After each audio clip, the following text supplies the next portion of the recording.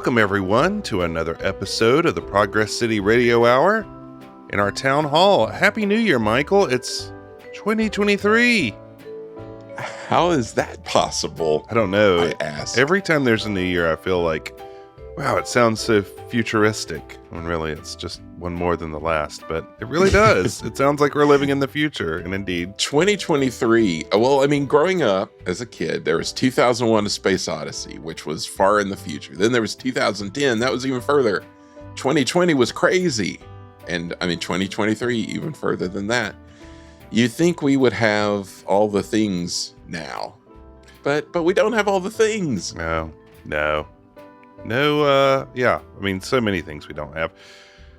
I thought it was all going to end in 2012 anyway, so it's just So extra everything's credit. gravy. Yeah, playing exactly. with house money. Michael, we are back in the town hall, which means we've got somebody in the interview chair. Who are you interviewing today? Well, we're starting the year off right with someone I've wanted to talk to for a long time, and this is somebody I think our listeners are really going to enjoy. We're speaking to Mr. Robert Garner, Bob Garner, a writer, producer, director, a man of many hats, this fellow. I would say so. He's a very talented man, from what I hear. Absolutely, and responsible for a lot of the, every month we try and show some videos in our live stream for our Patreon people, and some of the favorite things we've shown have been Mr. Garner's work, some of his EPCOT preview materials, and, I don't want to spoil some of the things that he's done, but if you were a Disney fan in the 80s, then there are things that stick in your mind that Mr. Garner is responsible for. So we're really excited to talk to Bob. Yeah, I'd say so. I think we should not spoil it, in fact, and just get right to it. Here's Michael talking with Bob Garner.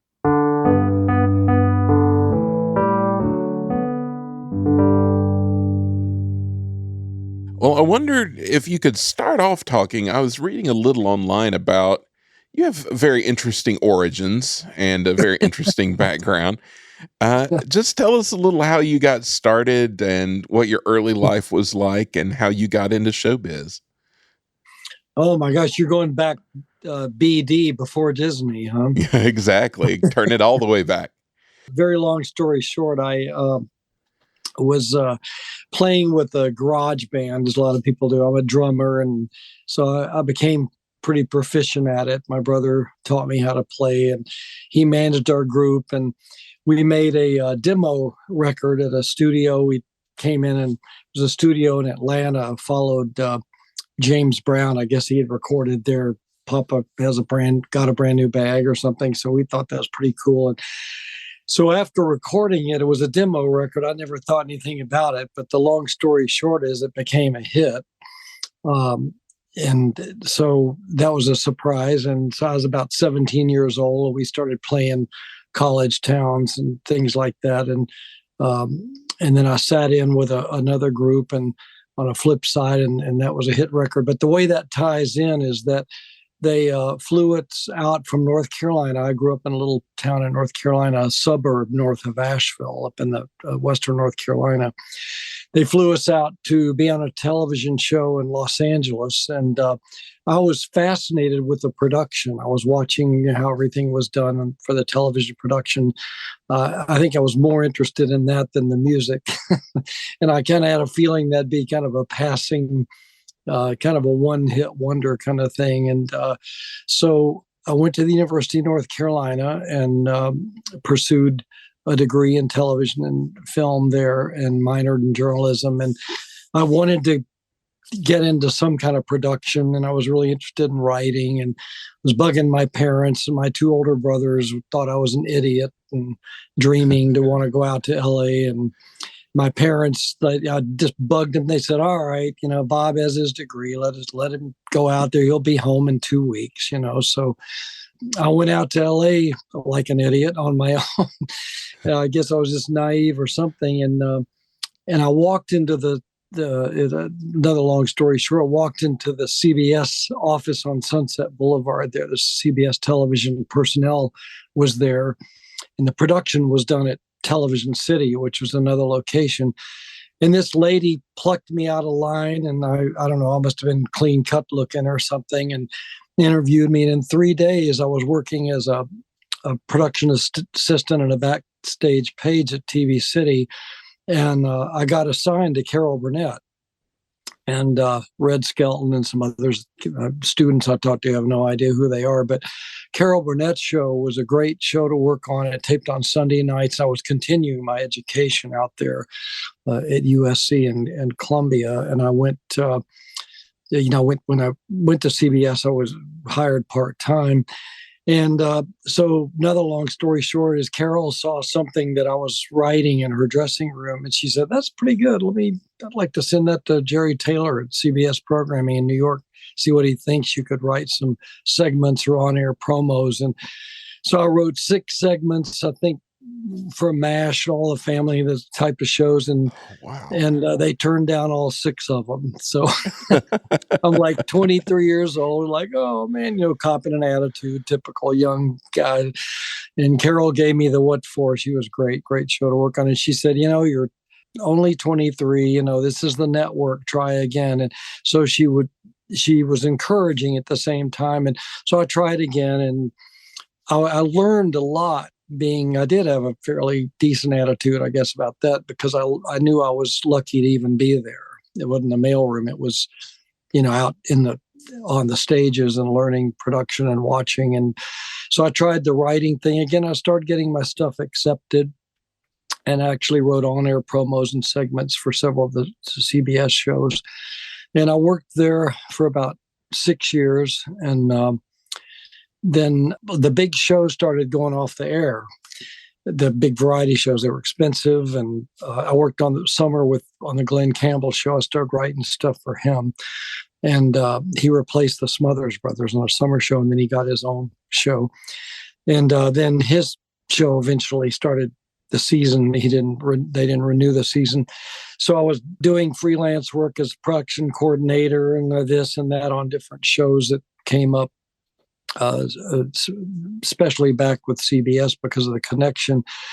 And then I read a book about Walt Disney and by Bob Thomas, and I was absolutely fascinated with that and the studio in Burbank. And I was getting ready to get married and started life, and my wife's parents were saying, "Well, you got to stop dreaming and get a real job." And I thought, well, that's great, So I don't know. I just was brave or dumb or something, but I went down to meet with, he was the editor for Calendar in the LA Times. And he also had a connection with the entertainment section of the New York Times.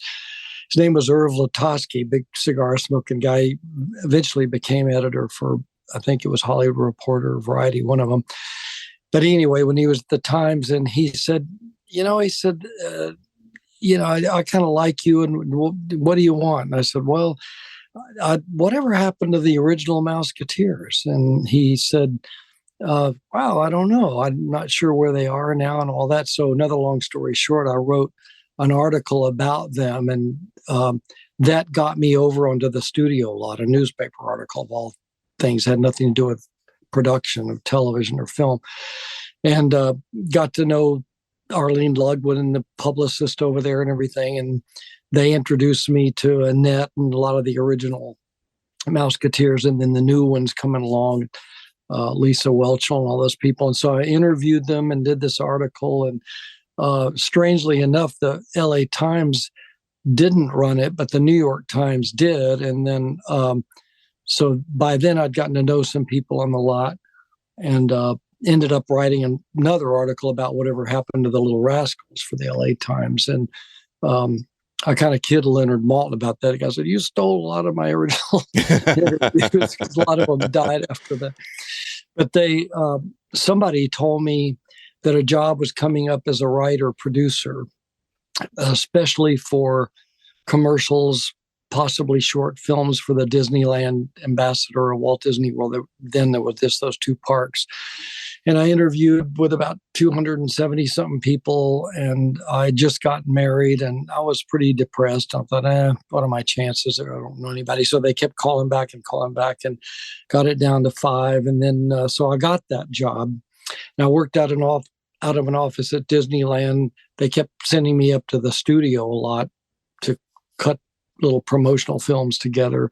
And I was writing commercials, television commercials and radio spots. So we had to do print, and I had to kind of learn it all. So anyway, I was doing that for about 2 years. And one day I'd stayed late in the office, and Marty Sklar called me from Imagineering. It was called WED then. And he said, "This is Marty Sklar." And of course, I knew who he was, and I nearly fell over. And he said, "Would you be interested in coming up here and as a writer, and then gradually moving into the film department? Because I know that's what you really want to do more of. And we're starting this new thing called EPCOT Center." And I'd heard about it, and our first international park, Tokyo Disneyland, and so forth. So it took about 10 seconds and a breath before I said yes. Right. Couldn't wait. So that was neat. And so that turned into about a 16-year on-staff relationship with Disney as a writer, producer, and then I became executive producer of film and video, and then the Living Seas, a lot of projects, and absolutely loved it. I was involved with so many things, and then have actually contracted with Disney ever since, and different projects like Disney Treasure, Secret Stories, and Magic. Directed that. Diane Disney Miller and Dick Cook and Jim Garber brought me out to do that, and I had Julie Andrews host it. All it was kind of cool, and George Lucas is in it, and we filmed him in his personal library. And I reached over to touch the original props, and George said, "Don't touch, or we can't do this." So don't touch, Bob. I went, "Oh, what? You look a deer." I wanted to touch everything. Right. B2 sitting there, all the original stuff. So anyway, I kind of got a rabbit trail there. But back to when I was at WED, which eventually became, of course, as you know, Walt Disney Imagineering. Marty called me in one day, and he said, "I've got somebody coming in who wants to meet you." And I said, "Who's that?" And he said, "Mrs. Disney, Lillian Disney." So he assigned me turned out to be a rather short, encapsulated version of Walt Disney's career, his personal life and his business philosophies and everything, because he was posthumously awarded the National Art Directors Award. So I was really honored to do that. It was really fun working with Dave Smith in those days in the archives and finding footage of Walt, and pieces of that, of course, have been used kind of like parsley everywhere ever since. But that was kind of I think it was 18-minute version of the Walt Disney story. And then Marty said, "I want you to document everything we're doing with EPCOT Center." And he said, "But nothing exists, as you probably have seen, but renderings and some model building that was starting of the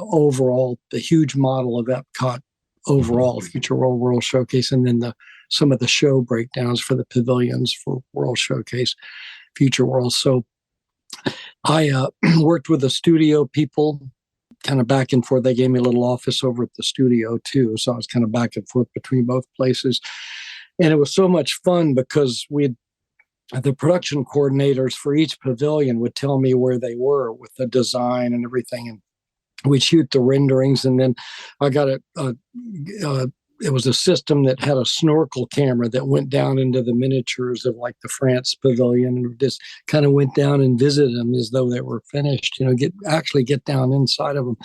I was like a little kid. I was so excited doing that. And he said, "I want you to document everything all the way through when we start building the full scale sets for all the Future World pavilions, everything. And then when the construction starts on the site." So I asked him to set up a time-lapse camera, which sank in the sand. They had to reline it, but it was to get Spaceship Earth with, going up time-lapse through. That was amazing how it looks. You've probably seen that footage, or a spaceship. So I know some of those guys in Florida thought I was nuts, some of the stuff we tried to do. But anyway, that's another long story, because it took quite a while to document the first phases of the drawings and the models, and nothing full scale was really being built much yet. they wanted to film the company. I guess Ron Miller or somebody wanted to film the show on Main Street at Walt Disney World, Magic Kingdom, used for other things that would be like a featurette showing what an EPCOT was. The public really didn't know what it was. Very few people had heard about it. Mm-hmm. And some people said it sounded like something you clean up, EPCOT. But anyway, and plus we had been used, what was familiar to people were Magic Kingdoms. EPCOT was such a new concept for us. And then the controversy a little bit about what Walt Disney really wanted to originally and all that stuff, and what it became kind of like a permanent World's Fair and all that. So anyway, that I made a film called A Dream Called EPCOT, and we didn't have much to work with. We had to kind of do some reenactments and use drawings and models and put a little song together about we're getting ready or something, which I used again. I'll get to that in a minute. But that film played on Main Street and I think was used some other places as well. The Disney Channel wasn't born yet.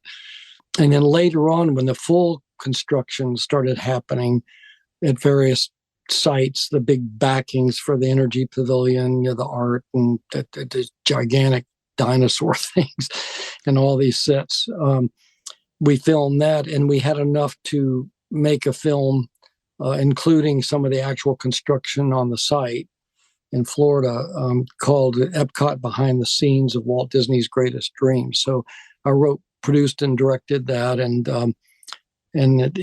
Marty and the management and everything at the studio, they were very happy with it. And as Pat Scanlon, I think, mentioned, thank God they liked it, and they showed it to the stockholders. But it ended up, again, like Parsley and everything, it was a featurette. I think it was released with Jungle Book or something, and it was on television places and just played everywhere, really, to get the public interested in EPCOT and the stockholders. Oh yeah, and it was also used to show for future meetings with Exxon and GE and United Technologies, all of that. And then later on, I was executive producer for all the media for The Living Seas, and just some of the stuff I don't remember, but did a lot for EPCOT for sure. And that was a great time to be there, because we had the Disney Channel was born. So I cut a piece together for the Disney Channel telling people about that coming. I don't know why they chose me to do that, because that was at Imagineering, but we had our own film department there then. And we had an audio video department where we actually had a film production department too. And a guy named Don Henderson managed it. And then I executive produced all the media, but worked closely with Randy Bright and Marty and Pat Scanlon. And so was there for opening day. I got to produce some of the segments for that CBS special with. Oh, really? Yeah, with Danny Kaye. I actually got a credit. Yeah, because we never got credit. It was really weird. I used to give Marty a hard time about that, because I co-wrote the book Disneyland First Quarter Century, and there's no credits in it at all. And I said, Marty, you wrote a book and it says by Martin A. Sklar. Yep. Hey, Martin, but you won't give us credit, the art director or me, or the two of us wrote it and produced that book. And let's see what else.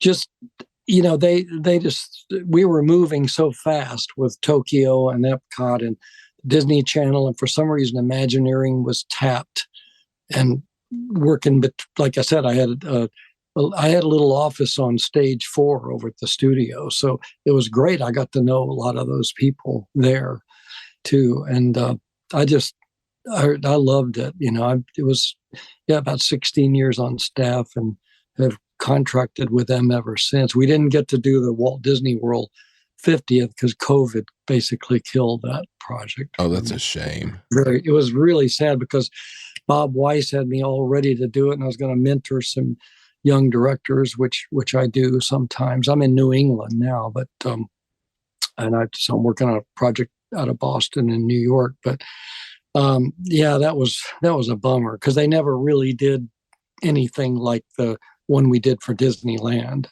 the 90-minute special we did. Right. And it would have been well worth it. It's something that I think people are really would be interested in, having that historical sort of retrospective. Yeah, I appreciate that. Well, I think also the secret stories and magic thing. I mean, Julie Andrews obviously knew Walt Disney very well, and I had her talk about that, walking around the park with him, just the two of them and things like that. It was really touching. And then when people could see faces like Exitentio and Rolly Crump and people who actually designed some of their favorite attractions, we found that we premiered at the Broadmoor Hotel in Colorado Springs, where Walt and Lillian stayed sometimes, snuck away there. And so it was a beautiful old theater. But people had tears in their eyes after the thing. And they were some people who really didn't have much interest in Disney went, wow, I really want to go to Disneyland now, because I know the story and the heart behind it and the footage we had of Walt Disney and Herb Ryman and some of the people who we just had older footage of them. Mm-hmm. We for obvious reasons, but really, I really loved that kind of heritage and working with one of Walt's daughters, and I didn't know Mrs. Disney even knew I existed, and I thought I was going to be fired when he said, "I'm bringing Mrs. Disney." What did I do wrong? Well, what was it like meeting her? What was she like? She was very, very kind, very cordial, and I didn't know what they wanted then. She had talked to Marty, and we went to New York. The event was at the Waldorf, and she was with Marty, and Diane and Ron came later, I think, or something. But it was kind of a special thing because that Marty had known them for so long. Mm-hmm. But I thought she was very kind and very nice. And I asked her one time, I ran into her quickly later, and I said, I really appreciated being chosen to do that. I said, I know there's other things, but I said, for such a special award. And I just wondered why you chose me. And she said, I read your book. And she said, I just felt you had the heart for it. And I've seen some of the work you've done, and Marty really wanted you to do this too. So that was nice. That's really nice. I tell students, you never know who's watching your work. If you let your work speak for itself and, know the difference between arrogance and confidence, and kind of always be willing to learn and all that stuff. And, you can't assume, I just was pleased that they gave me that. Yeah, absolutely. Yeah. So, you come to WED, Marty brings you into WED, and, I mean, what were your impressions going in and being exposed to this project, this EPCOT project, and just being exposed to WED in general? Like, how did you feel? What was your reaction to all that? Well, that's an interesting question. I had heard a lot about Marty Sklar, and I didn't know him really. Obviously, he knew who I was, I guess, to a point, but I'd heard how tough he could be to work for. He kind of learned from Walt Disney, and so I was a little nervous, because I was still pretty new with Disney, and I had done What's Gotten Into the Matterhorn and the electrical parade spots and stuff he had seen and written and produced those. Yeah. And he liked those. Marty knew about them. They actually ran that commercial, and the electrical parade is so filmic, and it was just beautiful. That was one of my first assignments, and he just happened to see those. And then I did what really did it. I did a little film called A Glimpse Behind the Dreams for Rael and Les Calt, who was a Disney ambassador, and she took that film with her. It was about a 12-minute film or something, and Marty really liked that. It was kind of rough, but he could see the potential there because it was kind of the behind-the-scenes story of Imagineering, and so learned a lot working on that. And I had to go up to WED to do that. So that was the great thing in those days, even though my office was at Disneyland in Anaheim there, I was always back and forth with Wed in the studio, kind of getting to know people and learn more about it. Right. But even back, in the musical days, that the real group that I was a member of was called the Ones, WUNZ. They're called the Fabulous Ones, or real humble. That was a pretty good hit, and especially on the East Coast. And that was the one where we got television exposure. That's so wild. Like you said, it's just a little bit of everything. It is, yeah.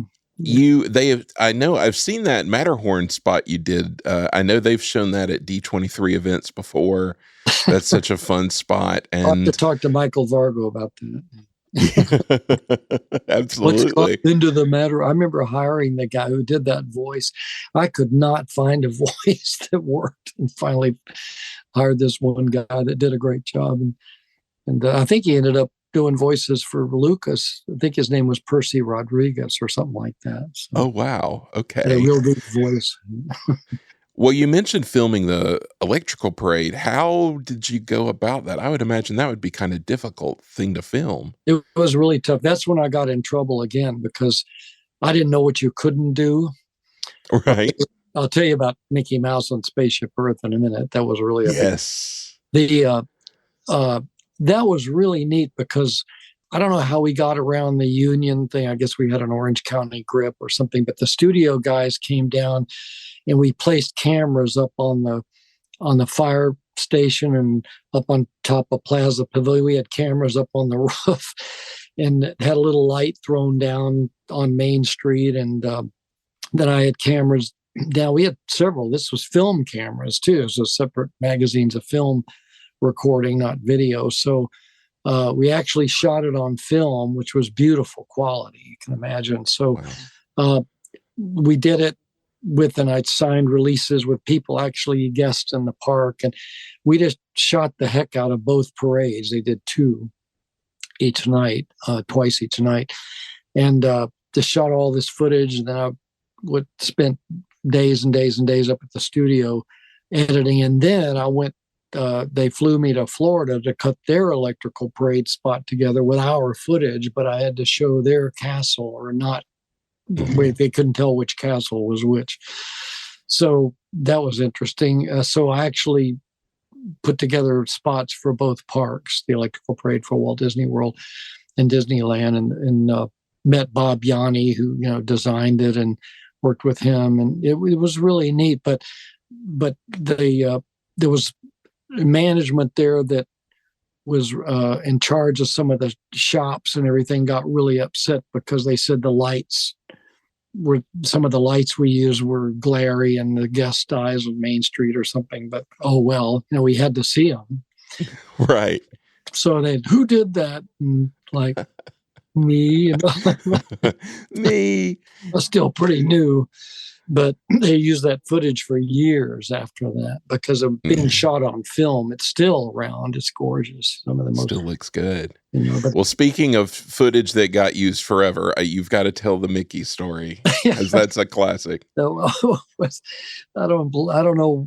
I would usually get use judgment enough to get permission to right things, but I don't know. Somehow we got a wild hair up, to do something crazy. So got Mickey in a small person playing Mickey in the suit, and put her up through a hatch in the top of Spaceship Earth, which is about 17 stories high, as you probably know it. And so put her up there and had it literally her feet tied down, everything with rope, and did it at 7:30 in the morning at sunrise before the park opened. If our guests were there and wanted to do a helicopter flyby with her waving, up. Most people don't know it's a her, but anyway, a diminutive person. But I worked with a guy named Hank Johnson, and he shot it. And I went in the helicopter one time, and then I was actually in Spaceship helping hold her down, and we did several passes, and it looked really neat. I mean, you know what the footage looks like, and we were really happy with it. And then Marty gets a call from Dick Nunes Oh no. So I want the head of that guy who did that. He was ready to fire me on the spot. And I interviewed Dick years later for the Disneyland piece, and it was so funny. And he remembered that he said, I got to admit, we use that footage still to this day. Exactly. It's digitized it, treated it. He said, but we never did that again. Never allowed. He said, you better not ever do that again. He was still giving me a hard time about it. But that footage has been everywhere, and the person who was in the Mickey suit, I've seen where she's been interviewed about that. Oh, wow. She was terrified. Well, I was about to ask how she felt about it, because I didn't realize she was that scary. scared. We had her anchored down and everything. I mean, she wouldn't have blown off of there. We wouldn't have had her up there if it's windy, but I can't believe we did that. It was real early in the morning, and the park opened, but somebody in operations reported it, I guess. Said, Bob almost killed Mickey Mouse. And you don't want an angry Dick Nunes on the phone ever. You don't. No, it's funny how later we had Dick Nunes and I were fine and had a good relationship, but he'd always kid me about that, Well, I want you to talk more about filming at WED, because I was recently watching several of these films that the Preview Center film is so good, and the behind the scenes of EPCOT is such a good film. Oh, We're Getting Ready song? Yeah, tell me about that. Ready? Yeah, that's a fun song. Yeah, that's a good song. Do you know who wrote that? I forgot. I can't. Yeah, I have no idea. We hired some people to write it, and they were through an agency. Can't remember. Oh, okay. I think it was MMC agency, something like that. I can't remember. We worked through so many agencies, so. Right. But the filming that you did, you were talking about these sort of periscope shots you did. Tell us about that, because I can visualize in my mind what you're talking about, going down through these models. Yeah, a little snorkel. It was called the Kenworthy snorkel system. It was a special camera with a little snorkel lens where you could actually, on a little rod, it was film too, and you could go down inside those particular scale models, especially the 1/2-inch and 1-inch scale, which were big enough to get down into. Right. It looked really good with those World Showcase. You could go down the street. Yeah. And it would look really good. Yeah, that's what we did. And we filmed each pavilion, in that big model in the great big room there. And I build miniatures myself. And so I could really relate. Those model builders were incredible. Absolutely. Really. Well, and one other thing that struck me watching those films was the amount of detail that you captured in the behind the scenes type things with, whether it was people rehearsing for the films for the pavilions, or the designers, creating, you mentioned these huge backdrops, paintings and things like that. Mm-hmm. How much film did you shoot? Because I would imagine you captured quite a bit. The backdrops were at a place called JC Backings. That was in Culver City. I think it was on the MGM lot or something, but we outsourced that for the Energy Pavilion, and they were huge. But as a ratio of 17-1, there's tons of footage. And you know what's so strange, Michael, is that footage, a lot of the historical footage for all the parks is all over the place. It's really unfortunate, because there's archives at WED, there's some at the studio, there's some, believe it or not, at Tokyo Disneyland, some in Florida. It's hard to find some of it. You really have to be a sleuth to locate even a lot of the EPCOT. I don't even know where a lot of that stuff is now. That's a shame, because it's such a precious, priceless resource that I know I love. I know people who are always saying, well, I wish they'd put, like your films, for example, I wish they'd put those on Disney Plus just for people to watch, because they're still they're such great little time capsules of that park and of Imagineering. Maybe you could suggest that. They've changed programming people at Disney Plus so much. I was writing some stuff for them, but they changed, seemed like every month, so it was a new person. So sorry. And they didn't seem to be real interested in the heritage of things, so I don't know. I don't know where Yeah, they. that's a shame because there are a lot of people who are very interested. I know.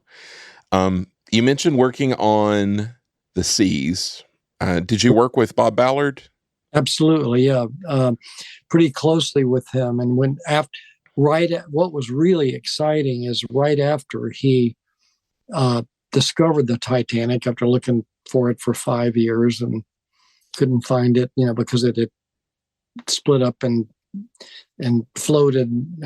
Gosh, I think a couple of miles away from where the coordinates where it sank, and so he was so excited. But he called Kim Murphy, who was kind of headed up the whole Living Seas aquarium, the tank, and all the oceanographic stuff. And so he and Tim Delaney and a guy named Mike West, who I worked with, and myself, we were invited to have dinner with Bob and his wife, Marge, at that time, before he did any interviews. And he told us the story over dinner at Walt Disney. Wow. We were down, and we were all just like, I mean, to sit there with him, and I had lunch with him several times. I worked with him pretty much. We actually filmed him on a boat out in San Diego. His parents lived in San Diego, and we did some of the segments for the Living Seas where he kind of hosted them out there. So I loved working with him, and he was so energetic and fun on camera, whereas it was opposed to a lot of the oceanographers and marine biologists that the others we interviewed, they were pretty dull and dry.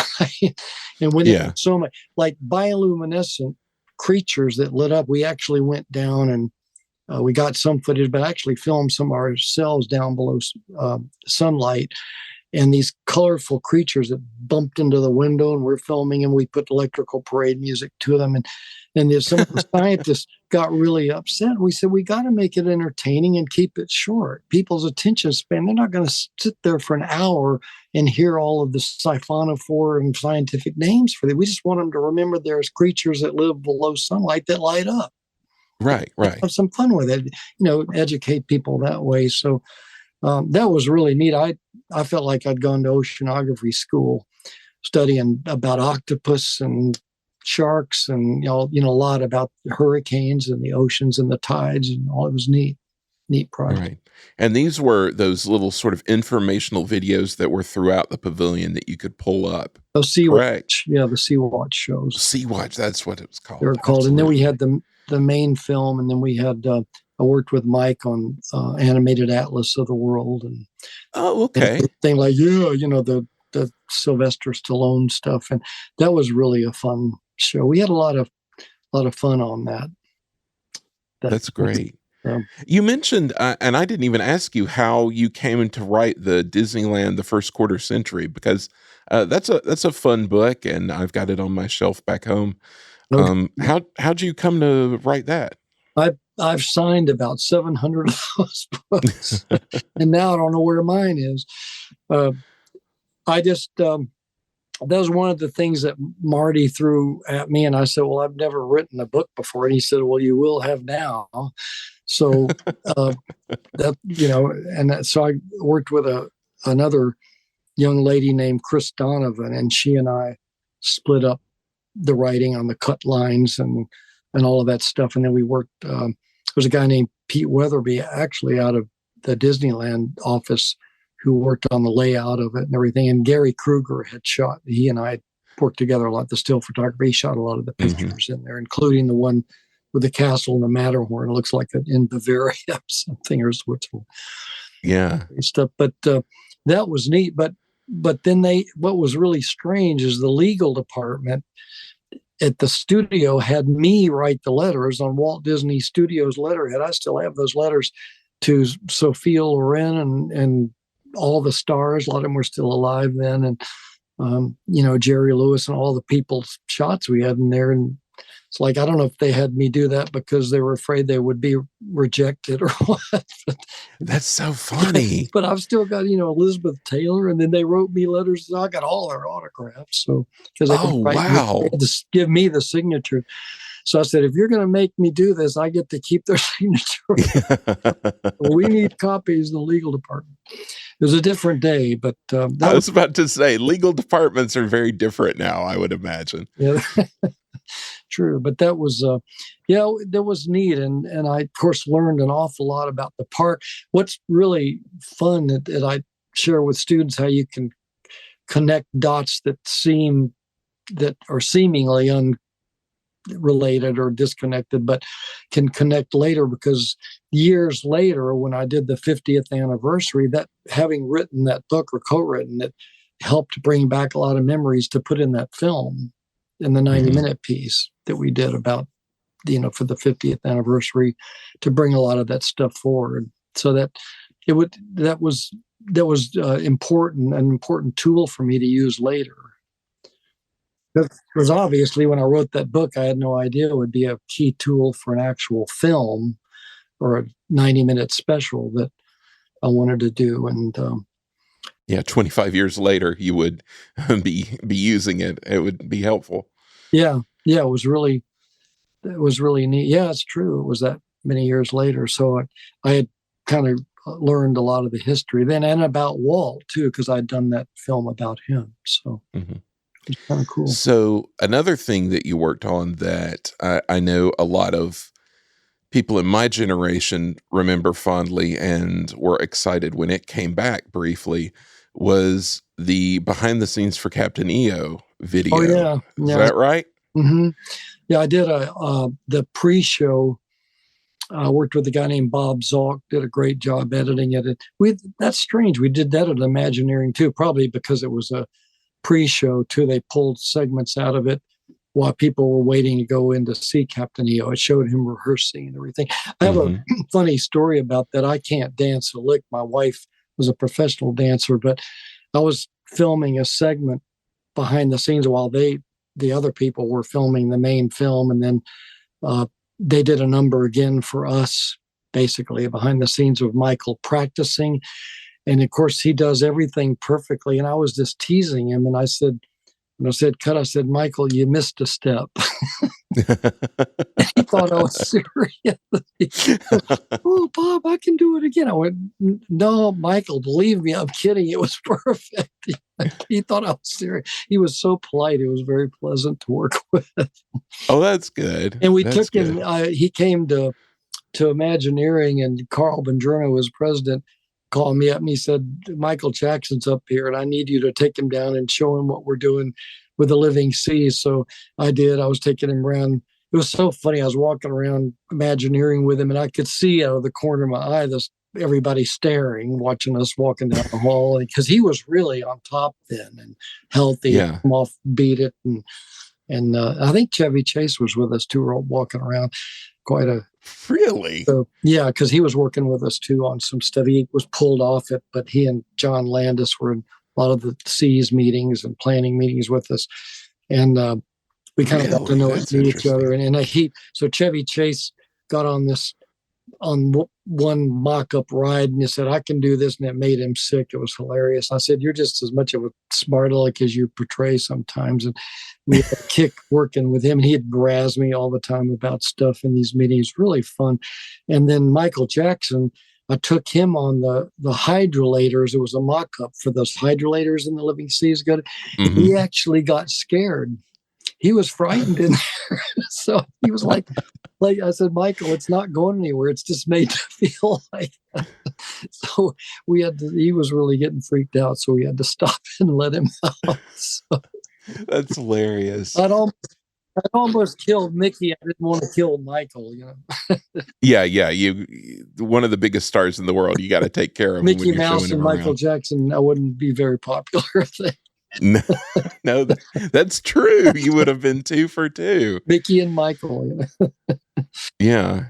Well, he had to have been excited since he was such a big fan to go around and see all these different things. Oh, he loved it. And it was fun because he appreciated everything so much. He was almost like a little kid. And I really enjoyed that time. Yeah, we did shoot some behind the scenes footage with him for promotion stuff. It was neat. It was fun working with him. Right. And like you said, it was the pre-show, which was so memorable. And then they brought that back.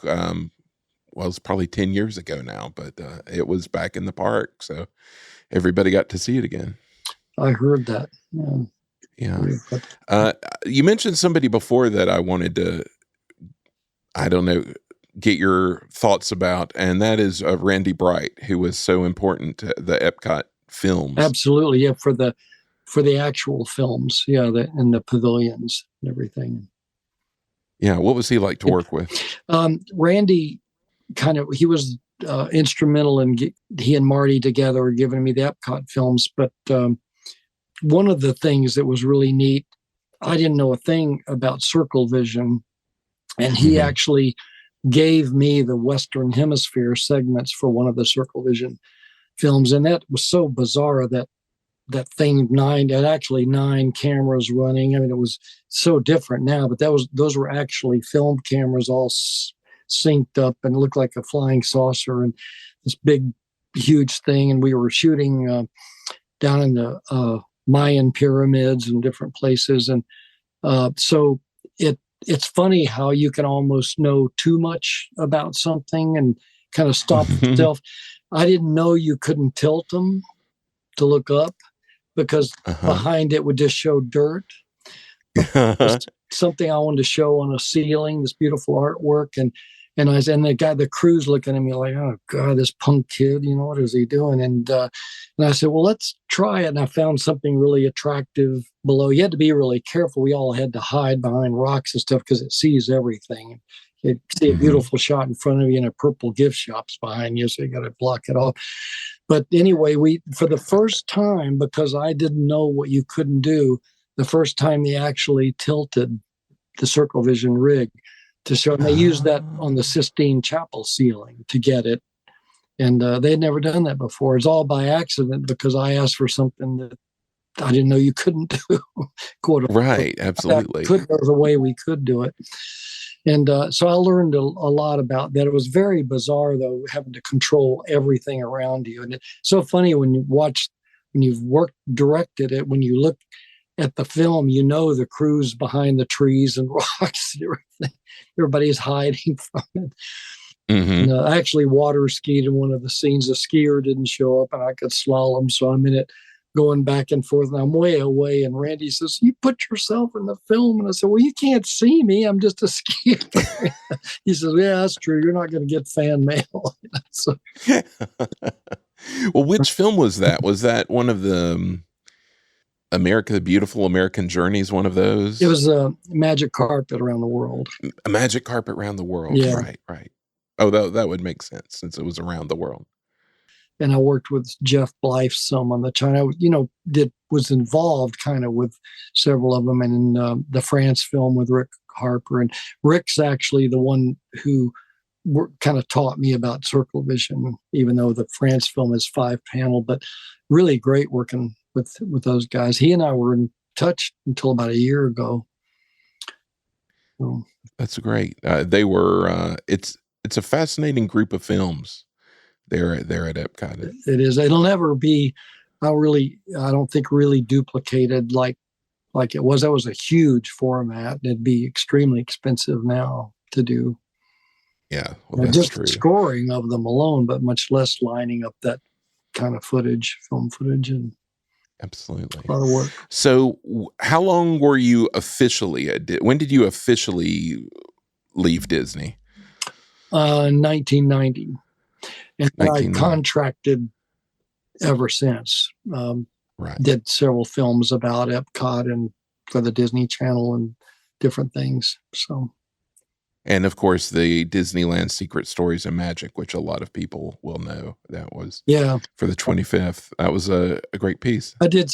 Thank you. I did some marketing pieces in between, and some of them I don't even remember. I'm starting to think back, but I never really lost that contact. It was really neat. I did a few things for Universal, and back with CBS, I directed the CBS Place to Be with Lee Greenwood and Roberta Flack and all this. Then when CBS would go to different cities to their news anchors and everything, so that was kind of neat to get back doing stuff with CBS again too. I would imagine so. After all those years, there was a guy, Charles Kappelman. He was a vice president of CBS, and I hadn't seen him for a long time, and he tracked me down and had me come and do that. And by then, I had the experience to do that, So I remember we had kind of a reunion of several people from, a lot of them have passed away, but a few years back with Carol Burnett. And I said, you remember when I was a punk kid just working in your dressing room? She said, yeah, now you're just a punk. Typical Carol, like, great. I would imagine she would have been, I'm guessing, fun to work with. Oh, yeah, she was awesome. She said, you became a producer and never called me about anything. And I said, well, you were always the boss. We had nothing to give me a hard time. We couldn't afford you. What are you talking Yeah, about? right. You're too big a star. I didn't tell her that. But no, she was, is being a young kid working with somebody like that who wasn't, an egomaniac and everything. I mean, Carol was a very neat person. She was always very together. Everybody loved working on that show. And she's still going. Yeah, she's still at it. I've had no contact with her in a long time, but I'm sure I heard she's doing well. Yeah, well, that's great. Well, so we mentioned a lot of stuff during your time at Disney. Is there anything we didn't touch on that you'd like to bring up that you can think of? Oh gosh, when you're there, when you're around, total about 31 years with doing stuff for that company, I'm sure.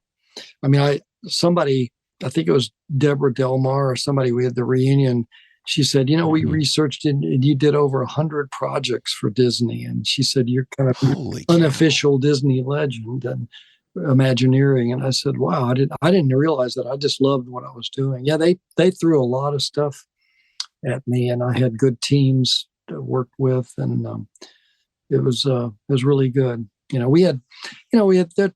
When you're dealing with a lot of creative people, it's kind of like herding cats sometimes, and then you get the ego wars and all that as part of it, but you have to learn as you go.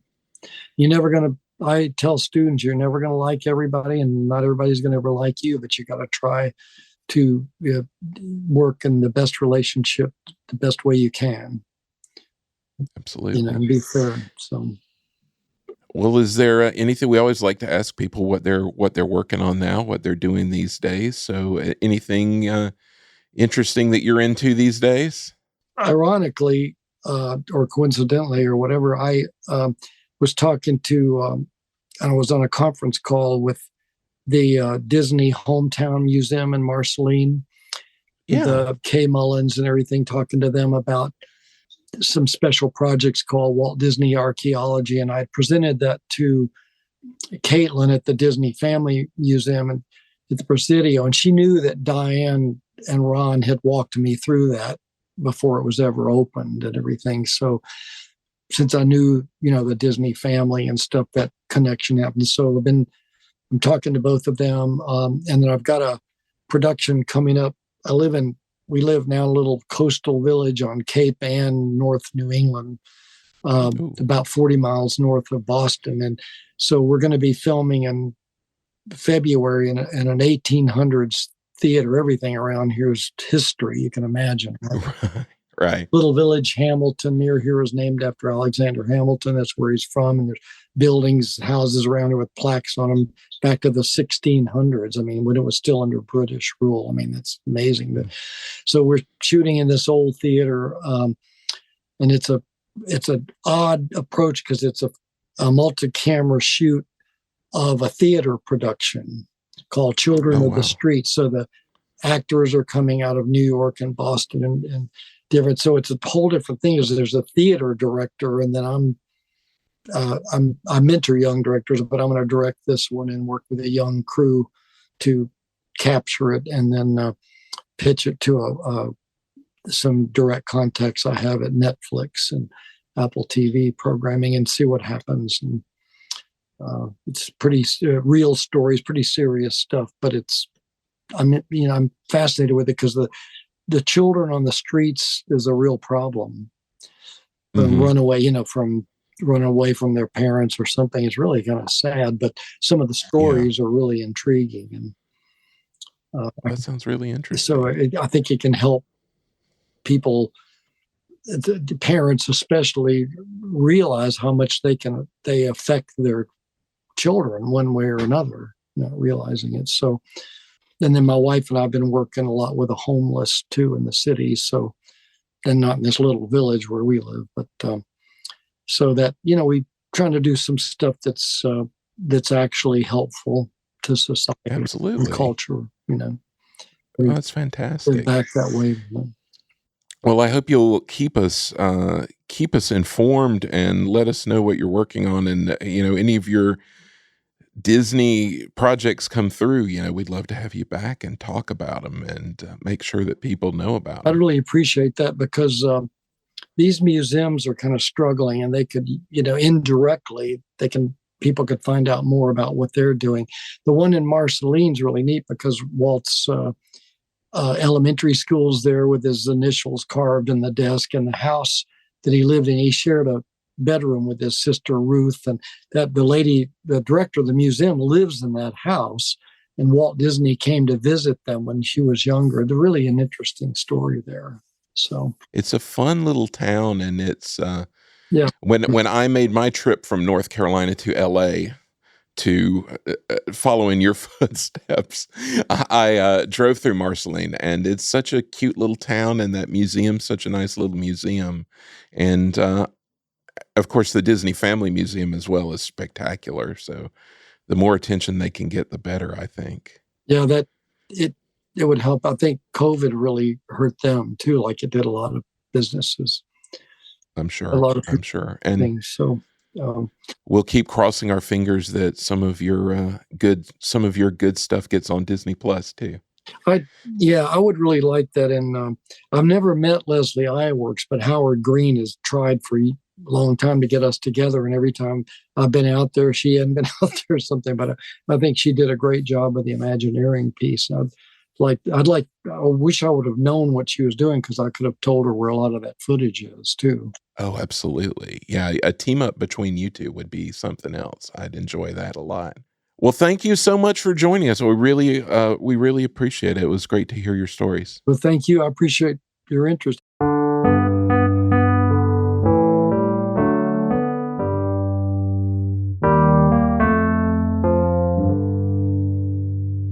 Well, that wraps up our interview with Bob Garner. Jeff, what a career Bob has had. I know, and I now want to go talk to him about all his musical achievements, because he had a little musical career before his film career. But yeah, just to pick his brain, a fellow Tar Heel, also, we might add. I know, I was really excited by that. A fellow Tar Heel, and he's one of these people we talk to that just drops in these little tidbits here and there and make you say, whoa, whoa, whoa, whoa. You can't just glaze over that. That's a whole nother topic in and of itself. We've really get into that. So yeah, lots of exciting stuff. And, he's the fella who put Mickey on Spaceship Earth. You can't beat that. Well, there's so many things that warrant further investigation. I mean, well, first and foremost in my mind is who wrote Now the Mystery? Who wrote We're Getting Ready for You? We need answers. Exactly. They're big questions now, big mysteries. Yeah. But it just like you said, responsible for so many of these things that brought us so much joy in this specific time frame. Not to mention hands-on in so many of these Circle Vision films and all that kind of stuff. So very interesting. Absolutely. Yeah. And we thank him for his time, for taking the time to talk to us and being a very eager and willing guest, which we always appreciate. Absolutely. Thanks, Bob, for joining us. Well, Michael, it's about that time in the podcast where we check in with our Patreon. We've been on vacances, as they say in France. We haven't been checking in with our Patreon people that much. What's going on over there? Well, gosh, we do have some new Patreon pals to talk about this month. We'd like to welcome Joshua, John, H. Hayes, and Mark. Welcome all of them to the Patreon. They'll, of course, be getting early access to episodes, getting our special monthly live stream, which we love to do, which we'll be doing again pretty soon at the end of the month. And yeah, just having a good time, getting some extra special deals and helping us out. And we really appreciate it. And of course, you can find that all at patreon.com/Progress City USA. And your contributions, as always, are tax deductible. Yeah, we thank you all who have done it, and those of you who are considering it, but thank you all in general for just listening. We ask you to keep in touch with us. We're on Twitter. Michael's at Progress City USA. I'm at Jeff G. Crawford. We love to hear your thoughts on the episodes. You can also just email us at podcast@progresscityusa.com. And we didn't mention, Michael, that the Patreon, of course, is tax deductible. It's getting to be tax season. That's right. Yeah, And I forgot to say that. I've been trying to remind people, because this time of year is when people are starting to do their taxes. So it's good to have those contributions from last year. Don't forget to write them off, folks. Those people are laughing all the way to the bank. That's right. And yeah, I will encourage everybody to get in touch. I sent a message to our Patreon folks just the other day saying, get in touch.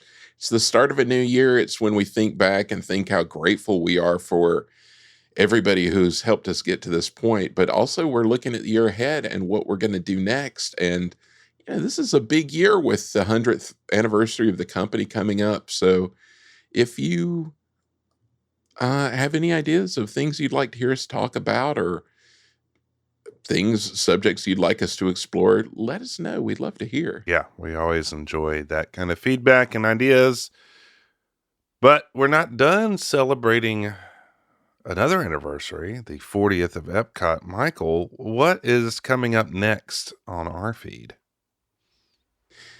Well, you may notice our EPCOT episodes have been going by the naming conventions of the old EPCOT parking lot, area by area. We had harvest and communications, things like that. Next, we're going to perhaps the most oddly named parking lot area from days of yore, and that is mobility. We're going to be talking about transportation. We're going to be talking about that wonderful world of motion. And all subjects falling under the umbrella of mobility. That is an interesting name for a piece of parking lot. It is. It really is.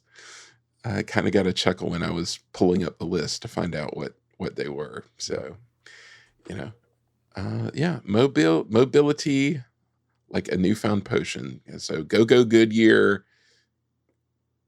Get the feel of the wheel of a Ford, and of course, get in your General Motors vehicle and get ready. That sounds excellent. There's a lot to talk about there. I'm sure we won't get to it all, but we're going to try to get to some of it. That's for sure.